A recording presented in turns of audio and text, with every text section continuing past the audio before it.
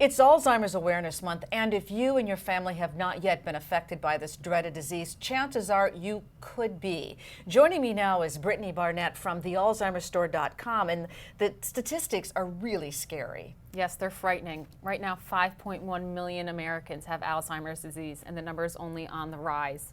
Families are choosing to keep their loved ones at home due to both finances and a lack of facilities, and we call this aging in place.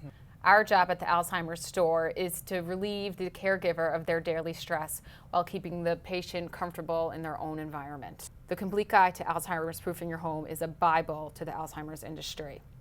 We have created a nationwide network of certified contractors to come to your home to talk with the patient about Alzheimer's proofing the home and making it a safer place for them to live.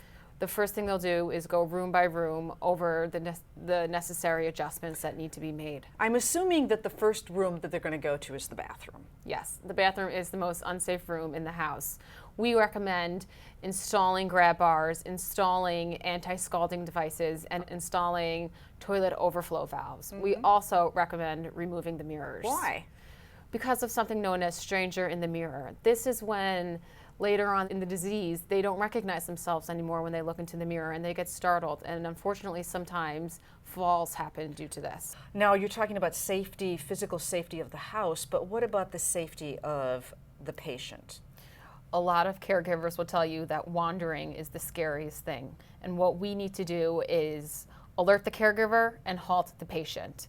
And we have a lot of products here that I wish knew existed when my grandpa George had Alzheimer's. I know it would have put a lot of relief in our lives for my family.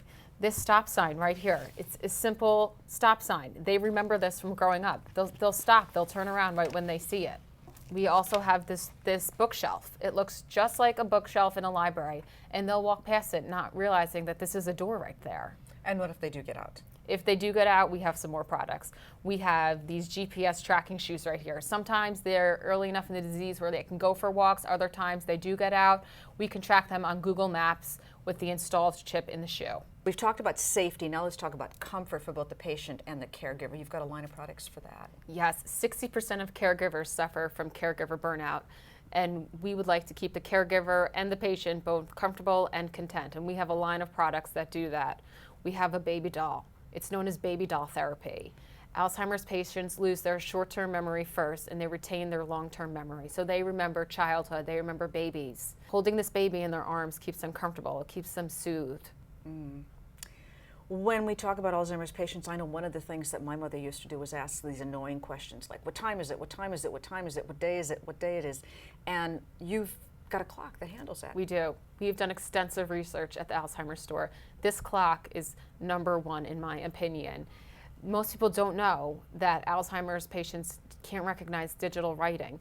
So this clock has a sweeping hand and it has large enough font for them to be able to see the day, the date, and the month. So they're not going to constantly ask what time it is, and they're going to be comfortable knowing the day and the time and the date. And then you have an easy way for them to get in touch. Yes. When they can't get in touch with the loved one, they feel scared, and the first thing they want to do is be able to contact you. And we have a line of phones that will progress as the disease progresses, but eventually pictures will replace numbers, and they'll be using that as a way to contact you. They'll simply hit the picture of the person that they want to contact. Boy, there's so much to think about when somebody in your family has Alzheimer's, and as more and more people are forced to stay in their own homes, these products are necessary. Yes, they are. All right, Brittany, thanks so much for being with us. Thank you for having me.